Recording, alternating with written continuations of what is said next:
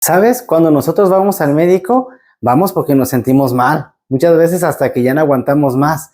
Y esperamos el médico nos inyecte algo, nos dé algo que nos ayude a aliviar nuestro dolor. Y bueno, nos ayuda, tal vez nos inyecta, tal vez algunos estudios o algo, y nos dice, mire, tiene que seguir este medicamento. Ok, recibimos las instrucciones y ¿qué pasa? Muchas de las veces no las llevamos a cabo. En cuanto lo sentimos bien, ya, hasta ahí quedó. Sin embargo, el no creer a esas instrucciones va a tener una consecuencia en nuestra salud. De la misma manera es cuando el Padre nos habla y nos dice algo que dice, esto es para tu bien, es para tu beneficio. Lo que es para nuestro beneficio y no lo seguimos, ¿qué nos va a traer? Pues consecuencias fatales. De la misma manera es la fe.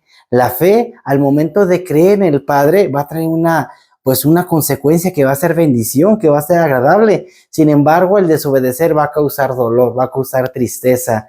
Es lo mismo que le pasó a la tierra prometida, bueno, a los hijos a los Ben Elohim, los hijos de Dios, al pueblo del Eterno, cuando les dan las instrucciones de tomar la tierra prometida, pero no lo hacen, envían espías. Eso es lo que sucede. Acompáñame a estudiar esta porción, la porción número 37, Shelach Leja. Y sabes, está situada en lo que viene siendo el libro de Números, Números capítulo 13, 14 y 15. 3 capítulos en totalidad, y lo vamos a compaginar con la Haftará, que es en el libro de Josué, en el capítulo 2. Y sabes, comienza diciendo esta expresión de Shelach Leja, o sea, envía para ti o envía por ti. ¿Qué quiere decir? Que esta porción no es dedicada, o sea, no nace del corazón de Dios. En realidad vamos a ver que nace del corazón de los hombres. ¿Por qué? Porque cuando va el pueblo y le dice a Moshe, oye Moshe, necesitamos, o cómo ves, si enviamos unos espías para ver la tierra, para ver cómo es. Y yo pregunto, a ver, o sea, ¿no sabían que la tierra era buena? ¿No sabía que les iba a tener beneficio? Claro que lo sabían, pero el problema radicó en que no lo creyeron. Como Moshe ya estaba pues días, o sea, él sabían que iba a morir. Ellos dijeron, ¿y cómo lo vamos a tomar nosotros? Tal vez ya no vamos a ver milagros, tal vez ya no vamos a ver maravillas, porque le adjudicaban que por Moisés o Moshe habían sido todas estas maravillas y en realidad era del Eterno. Y ellos quieren asegurar el poder entrar a la tierra prometida, pero por su mérito, y aquí está el problema, por su mérito. Y el Padre les dijo, yo se las daré, yo se las entregaré. Y aquí vemos que no creyeron a esta palabra.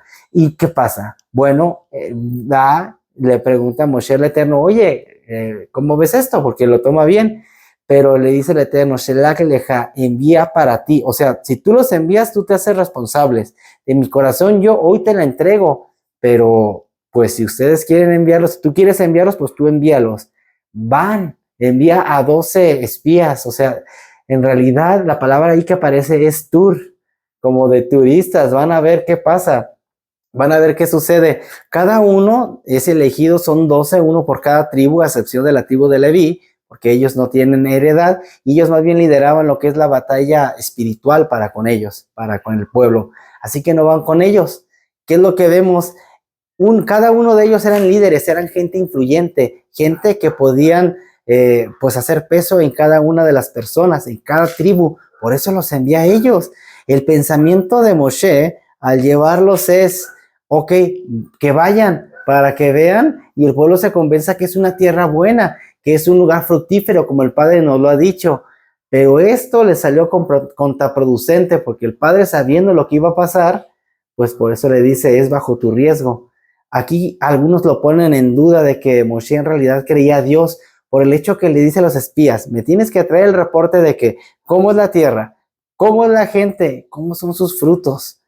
Caray, y uno se pone a pensar, entonces no lo sabía, pero en realidad esto puede ser más bien por el hecho de que quería que la gente que lo escuchara de boca de los profetas que lo vieron y se convenciera, pero ¿acaso no era mejor el que lo creó, que dijo, yo te la aparté para ti, esta tierra es tuya y te la voy a dar? Pero no sucedió de esta manera.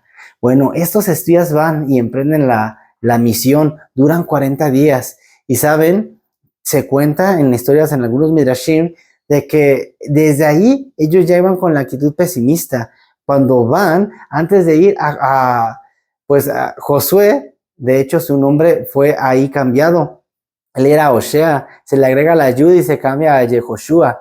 Y tiene que ver con que el Padre salva, o sea, el Eterno salva.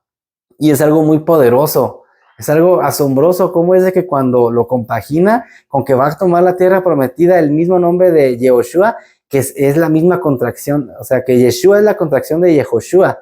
Entonces está aquí hablando de cómo cuando la tierra prometida venga, así como sucedió en lo literal, va a venir también en lo espiritual y va a tomar el Padre posesión y va a haber esa guerra del Armagedón. Todo esto se compagina con lo que está sucediendo, asombroso. Así que algunos dicen que el mérito o el peso que recibió Josué con este cambio que le dieron, o sea, de José, de Osea a Yehoshua o Yehoshua, entonces viene con la Yud, le agregan la letra Yud, y entonces le cambia la intención, le cambia el propósito, por lo cual tiene también ahí un mérito. Y vemos que cuando están ahí los espías, 10 de ellos están con todo el pesimismo de que es que no podemos. Ya desde ahí ya lo estaban maquinando, ¿sabes? Así que Caleb se dice que él se aparta a las tumbas y desde ahí empieza a orar al Eterno para rogarle que le dé fuerzas y no pueda hacer también prevaricación junto con ellos, sino que él cree la palabra que él ha hecho, pero no quiere contaminarse y está orando y orando y se dice que de ahí recibe también el espíritu y recibe esta parte espiritual, la fortaleza y la convicción que él tiene, por lo cual cuando regresan y dan un reporte, ¿qué creen? Sí, empezaron bien con el reporte, pero como ya traían algo ahí, al final termina en tragedia. Empiezan a decir, ok, fuimos a la tierra. Inclusive, mira, aquí están unos racimotes de uva, que lo traían entre 2 hombres. Imagínense esos racimos. Traían frutas grandes, gigantes, enormes. Y la gente se queda, wow, y dicen los espías, mira, ciertamente fluye la leche y la miel. Todos sorprendidos, ¿no? ¡Wow! Y sí, la tierra es en verdad buena. ¡Wow! Todo está ahí bien. Pero ¿qué pasa? Empiezan a decir, bueno, recibimos también, vimos a los descendientes de Anak. Ahí están los gigantes. Están los Nefilim.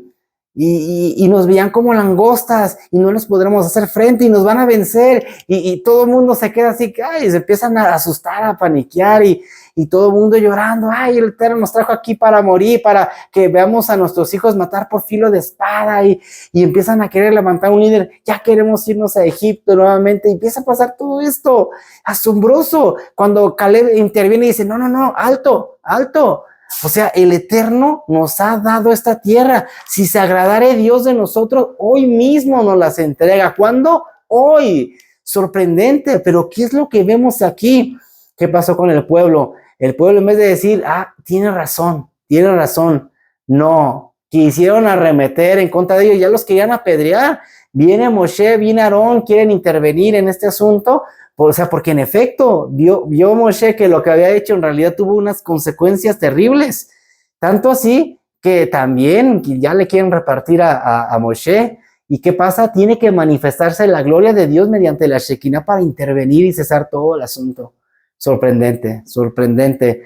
Así que la gente todo ese día hizo luto, se conoce como Tisha B'Av, es una fecha donde se considera, bueno, y en la historia lo muestra así, que ha habido tragedia tras tragedia, y el pueblo lo consideró como una tragedia, el ir para morir, el que el Eterno, los había hecho ir solamente para presenciar muerte y caos, cuando el propósito de Dios no era ese. De hecho, hay midrashim que aseguran que cada año, año con año, acababan sus tumbas y veían a ver quién seguía vivo. O sea, y esto es sorprendente, cómo lloraron toda esa noche. Y el padre, obviamente que le enojó, le molestó. Así que, ¿qué ocasionó? Un castigo. El Eterno dijo, ¿saben? Ustedes, o sea, esta generación de 20 años hacia arriba no van a pasar a la tierra prometida. Pero este fue un castigo bueno porque Moshe intervino, porque el padre los quería exterminar. Y entonces Moshe dice, no, mira, ¿qué va a decir la gente? Tú los trajiste hasta aquí como solo para que mueran y van a hablar de ti, van a decir que no los pudiste dar la tierra. Entonces interviene Moshe como, ahora sí que con su buen corazón que tenía siempre, ¿verdad? De interceder. Y por eso dice, ok, los perdonaré. Porque dice 10 veces, o sea, ya se las tenía contadas, 10 veces ya me la han hecho, 10 veces y hasta aquí. O sea, dice, ya, este es mi límite, por así decirlo, dice el Padre, y da este castigo, pero en realidad, ¿sabes? Fue una bendición, porque el mismo Eterno sabía que no estaban preparados para poder entrar a la tierra prometida. Así que este es un tiempo de misericordia. ¿Por qué? Dicho, ¿por qué de 20 años hacia arriba? Porque de los de 20 años hacia abajo todavía tenían la oportunidad de renovar el pensamiento. Y hablando de esto del pensamiento, se ha escuchado mucho acerca de la blasfemia, el pecado imperdonable que es la blasfemia del Espíritu Santo, contra el Espíritu, contra el Ruach HaKodesh. Pero te voy a decir algo. Algunos dicen, no, es que mira, si dices algo en contra del Padre, en contra del Hijo, te perdona. O sea, en contra de Dios, en contra de Jesús, te perdona. Pero si dices algo en contra del Espíritu, no, eso es imperdonable. Aunque te arrepientas, aunque no, es imperdonable. Y sabes, no tiene tanta lógica esto, ¿por qué? Porque el pecado imperdonable, ¿cuál es? Pues aquel de que no se ha convencido, aquel que no se ha llegado al arrepentimiento. ¿Cómo Dios te va a perdonar algo que ni siquiera estás convencido de pecado, que ni siquiera buscas arrepentirte, que ni siquiera lo ves como malo? De manera que el pecado imperdonable es no creer a la palabra. Porque si tú le creyeras, estuvieras convencido de pecado, te arrepentirías, buscarías el camino de Dios. Sin embargo, el no saber lo que ocasiona, pues eso, y es imperdonable porque tú no buscas. De manera que el pueblo se vio en esa misma condición, no buscó, le fue en ese sentido imperdonable y hubo un castigo, pero también en misericordia. ¿Por qué?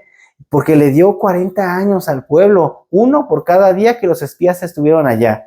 Y los espías iban uno de cada tribu para ver si de su tribu pudieran hacer algo. ¿Sí? ¿Me explico? Entonces, ellos van y buscan como el motivo. Pero ¿qué es lo que vemos? Conocemos al, bueno, es muy conocido el anciano de un día, o el sabio de un día, mejor dicho, donde este hombre iba y un día se dedicaba con todo su corazón y plenitud a orar, ahora sí que buscar de la palabra, a leer Torah, a enseñar Torah. ¡Wow! Sorprendente. Sin embargo, un día y después unos meses no. Y otra vez, y lo mismo, la intensidad, todo y así. Y unos lo criticaban, uy, nomás un día, uy, nomás esto, uy, nomás aquello. Pero la enseñanza que hay de esta historia es de que el Padre, cuando acepta algo, lo acepta porque es de todo tu corazón, de toda tu fuerza, de toda tu confianza, como dice Deuteronomio 6, que dice, estas palabras las repetirás a tus hijos, o sea, a los hijos de tus hijos, inclusive en el camino, en la calle, en la casa, las repetirás inclusive tú cuando estés solo. O sea, estas palabras, el Señor nuestro Dios, el Señor uno es, llamarás al Señor con todas tus fuerzas, con toda tu mente, con toda tu alma, con todo tu corazón, o sea, con todo lo que eres, todo lo que tienes, todo tienes que demostrar que amas al Eterno. Inclusive las repetirás y tanto las llegas a repetir al estar solo, inclusive que te predicas a ti mismo y el mismo Ruach te va convenciendo y te va transformando, porque buscas la transformación y el Espíritu te lleva a eso y te da el poder de alcanzar esta plenitud.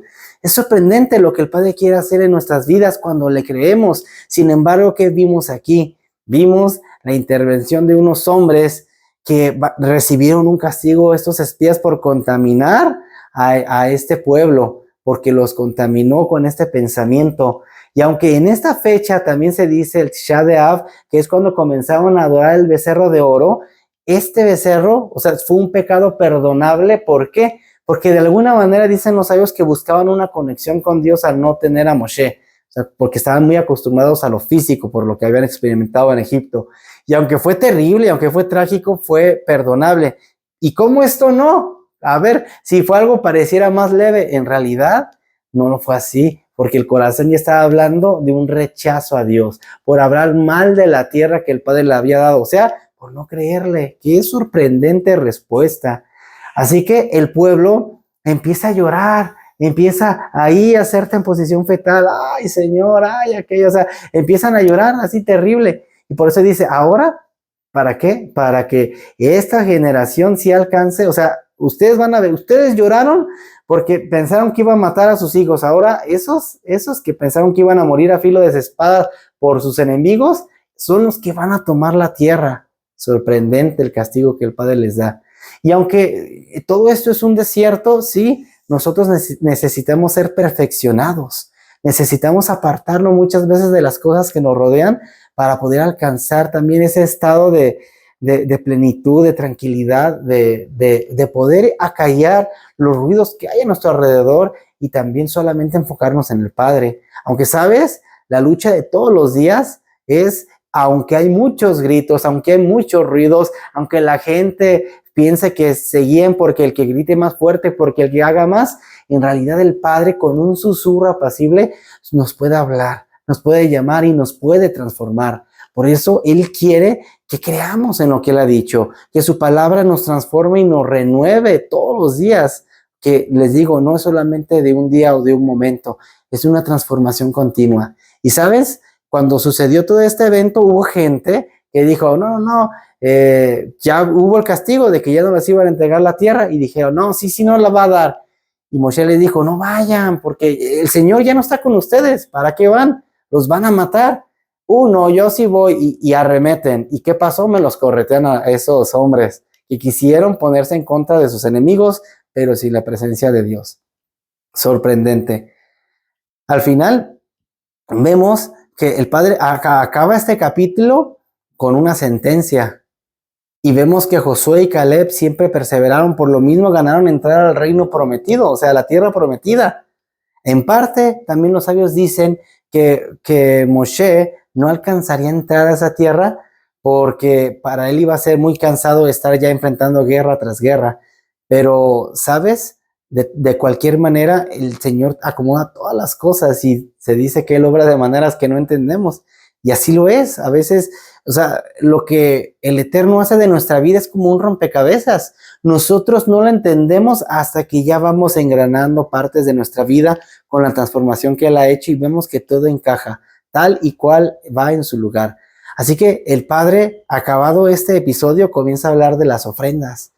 Y entonces quiere decir que, porque les comienza diciendo, miren, esto van a hacer cuando vengan a ofrecerme tal o cual corbán. O sea, corbán es un acercamiento, una ofrenda.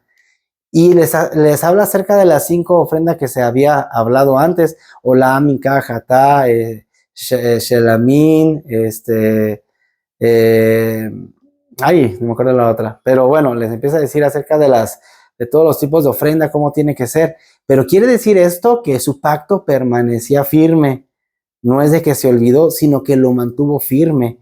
Y esto del pacto nos habla que en cualquier momento nosotros podemos refugiarnos, porque lo compaginamos con la Haftará y vemos cómo ahora Josué, hijo de Nun, Josué siendo un hombre que había sido un espía, envía a 2. Y dices, caray, pues la última vez no salió eso tan bien. Sin embargo, ¿sabes? Los envía no con el propósito de ver cómo es la tierra, no. Los envía con el propósito de decir, no sabemos, nosotros vamos a ver cómo lo hacemos, no si podemos o no podemos. Así que van. Y sabes, ahí había la casa de una mujer prostituta que vivía pegado al muro en un lugar muy estratégico, de manera que van con esta mujer para esconder sus intenciones, pero también para conseguir información, porque Rahab, que era la mujer que vivía ahí, era una de las 4 mujeres más bellas que había en el mundo. Eso es lo que cuenta el Midrash, por ejemplo. Esta Rahab no solamente, o sea, su vida no solamente radicaba en la prostitución, sino que era un punto de información muy importante. Por lo mismo que era muy bella, no cualquier persona iba ahí, sino gente importante, gente influyente. Y ella escuchaba todo lo que pasaba, de manera que sabía todo. Era la más enterada de ese lugar. Pero la historia de Rahab me conmueve mucho, porque dice que su familia, siendo comerciante, va a las afueras de esa ciudad, de Jericó, y comienza siendo comerciante. Sin embargo, ella siendo tan bella, pues ahora sí que los hombres la quieren tener, y esta mujer se va dedicando a este rubro. Pero como vemos, el Padre siempre tiene todo en sus propósitos. Así que Rahab les cuenta a los espías que escuchó la voz del Eterno, que escuchó todo lo que el Eterno había hecho con ellos, cómo les había dado victoria, cómo el Padre los ha tenido en el desierto, y dice, aquí la gente teme, aquí la gente está asustada. y les confiesa, o sea, yo creo en ese Dios. O sea, y no solamente les dice yo creo y ya no hace nada, no, yo creo. Y también hace las acciones necesarias porque cuando el rey los está buscando, van a casa de Rahab. Dijeron, mira, se metió a casa de esa mujer. Y van en la busca y Rahab le dice, miren, se fueron por allá.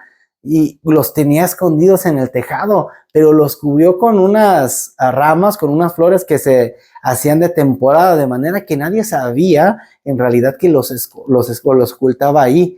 Entonces vemos que era inteligente, tenía estrategia de guerra. Cuando les dice vayan y escóndanse en este lugar 3 días, ahí está desarrollando todo esto.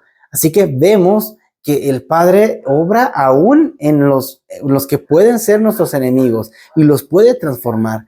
Y lo compaginan los sabios sorprendentemente con la fe de una mujer cananea, de una mujer prostituta, con el hecho de que 10 espías que envió Moshe no creyeron, tanto así que el Padre los tiene que matar con una mortandad terrible, no por el hecho de no creer, de lo que dijeron, sino por el hecho de no creerle al Padre, porque eso ocasionó algo en su corazón. Y sabes, o sea, una generación entera fue incrédula y aún estando en las maravillas del Padre, así como el maná representa la provisión, lo sobrenatural de Dios, pero cómo el hombre también puede ser capaz de acostumbrarse y de no ver los milagros del Padre, aunque los tiene presentes y los ve todo el tiempo.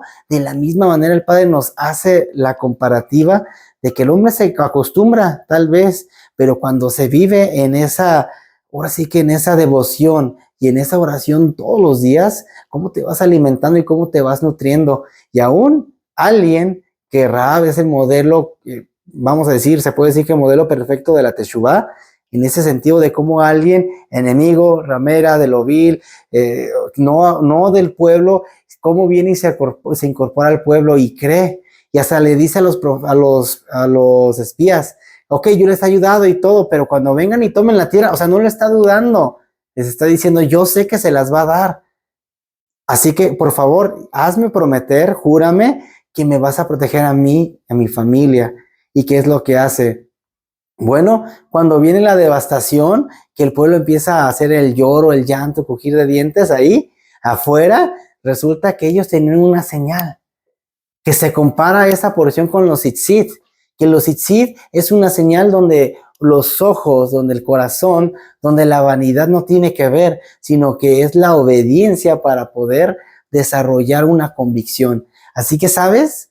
Así también se compara con la señal que le pone un cordón, creo que es color carmesí el que leí, color carmesí, pero representa al final de cuentas el pacto. Lo que el Padre hizo, lo que Yeshua hizo en la cruz, es lo que representa.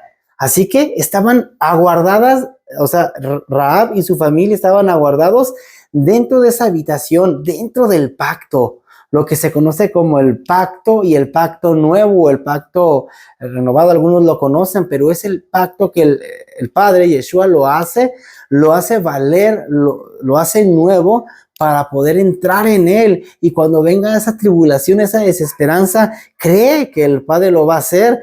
Y ahí en tu habitación con tus ojos cerrados, o sea, ahí es meternos con Él, porque Él nos va a dar la salvación que necesitamos. Entonces, ¿cómo las cosas pasan tan terribles?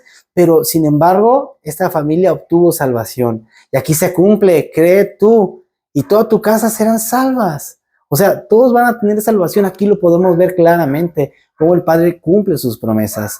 Y, ¿sabes? Pasó todo este caos, toda desesperación, y tuvieron una asimilación, tanto que vemos que Rahab viene a ser, vamos, madre de Boaz, quien trae matrimonio con Ruth, y sabemos que de Ruth viene el rey David. O sea, sorprendente como una mujer que no era propia, el Padre la toma y la galardona todavía en Hebreos 11, hablando de la fe de esta mujer, y de que como estas personas que conforman la galería de la fe, vieron lo prometido, lo vieron a lo lejos, pero actuaron de una manera sobrenatural, porque no se estableció en el modelo de este mundo, porque este mundo va a pasar, pero el mundo que viene es el mundo eterno, ¿sabes?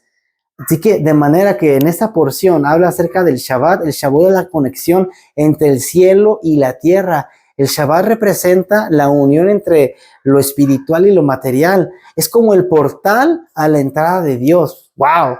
Sorprendente. De hecho, algunos consideran que el día del Shabbat es un mandamiento juquín, o sea, inentendible, inexplicable, aunque hay cosas que pueden explicarlo y todo, pero en realidad quiere decir una entrada a la presencia de Dios.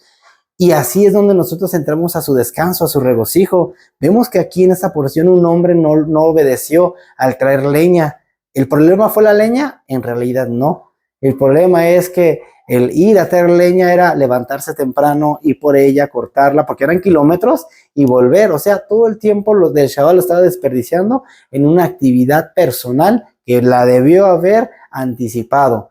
De manera que el padre lo castiga, y el castigo era la muerte. Pero los hombres que lo cacharon no sabían cómo hacer la muerte. Así que van como Moshe y le preguntan de que qué debemos hacer con este hombre. No es de que no sabían que tenía que morir. Lo que no sabían era cómo.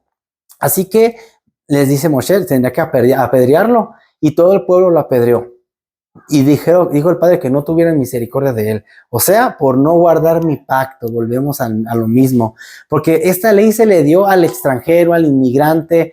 O sea, todos los que llegaran a ser parte del pueblo, era la misma ley. De hecho, cuando se dieron las 10 palabras, se escuchó un estruendo que todas las personas, todos los pueblos lo escucharon y en su propio idioma. Por eso lo entendieron. Sorprendente que un mismo sonido se haya entendido en distintas lenguas, en distintas naciones. Es sorprendente cómo es que el Padre lo hace. Así que luego termina cerrando con el usar flecos, usar tzitzit, que de hecho algunos lo hacen con un doblez, haciendo los números de la gematría de las palabras o las letras Yud, Hei, Bab, Hei, que el nombre de Dios está intrínseco ahí. Y de hecho sí, está el nombre de Dios, es su firma. O sea, dice que de Jehová es los cielos, o de Adonai es los cielos, la tierra, su plenitud y lo que en ello hay. Y hay muchos códigos que si los desciframos, como en ese salmo, que vamos a encontrar la palabra Yud, Hei, Bab, Hei, en acróstico. O sea, porque lleva la firma de Dios de que Él es el dueño, de Él son todas las cosas. Y sabes, cuando nosotros nos apropiamos de estas promesas, podemos venir a su presencia y descansar en Él. A final de cuentas, esta parashá y esta haftará nos narran la historia de una generación que fue incrédula y pereció en el desierto. Así nos dice Hebreos 11, una generación que ahí quedó en el desierto postrada por su falta de fe. Pero luego vemos otra que se levanta y por medio de Josué viene ahora un espíritu que les motiva por medio del Ruach para poder tomar la tierra que el Padre les da. De hecho, Caleb, les digo que en este Midrash resulta que él va a Hebrón y ve que es un lugar muy difícil, pero él lo conquista porque lo ve como el lugar más difícil. Y él sabía, ¿sabes qué? El Señor nos la va a dar y nos la puede entregar. ¿Y qué es lo que ocasiona? Que cuando ya el Señor les va a dar las cosas, le dice a Josué, yo quiero conquistar, y dice que va. Y en realidad con pocos hombres puede conquistar una ciudad tan peligrosa. Y era la más difícil, de hecho, Hebrón. Y sin embargo, dice que el padre conservó la juventud y el vigor de Caleb, porque él se veía como un hombre fuerte, joven, como aquel día que había sido espía, pero ya habían pasado algunos años. Sorprendente cómo el creer a Dios y el mantenernos firmes en sus convicciones nos puede traer no solamente paz, tranquilidad, sino que ahora vemos que juventud, fuerza, vigor, o sea, está reverdecido, o sea, realmente, y aunque han pasado los años, nuestra edad física y nuestra edad pues psicológica o nuestra edad biológica, se dice mejor, pues pueden ser diferentes. ¿Por qué? Porque el Eterno está en nosotros y en esa naturaleza nos preserva y nosotros también nos mantenemos en Él. Sorprendente todo lo que dice Haftará. Pero, ¿sabes? Quiero culminar con algo que dice Hebreos 11:1. La fe es la certeza o la certeza de lo que se espera, la confianza de lo que no se ve. Pero yo te voy a decir algo, más allá de la fe, vamos a encontrar la fidelidad, porque fe es fidelidad, o sea, depositar todo nuestro ser en Dios, pero mantenernos fiel al pacto. Por eso dice que es fe, porque tú le crees, tú le conoces y tú adoptas la palabra como tuya, porque a ti te la ha dado. Yo te pregunto hoy, ¿qué te ha dado el Padre que no has podido conquistar? Tal vez ha sido que te hace falta desarrollar esa creencia en Él, saber que Él lo puede hacer, porque el pueblo no pudo vencer a sus gigantes. ¿Por qué? porque lo dudaron, porque de verdad pensaron, el Señor de veras nos va a ayudar, ¿podremos? Y empezaron, una cosa les llevó a la otra hasta llegar a hablar mal de lo que el mismo Eterno les había dado o les había ordenado. Fueron en contra de todo. Así que nosotros no seamos como ese pueblo, sino que al contrario, desarrollemos la fuerza, desarrollemos la convicción, pero en Él, porque todo es de Él y para Él. Recuerda, o sea, nunca sabrás que lo único que necesitas es Dios hasta que sea Dios lo único que tengas. Esa es la realidad.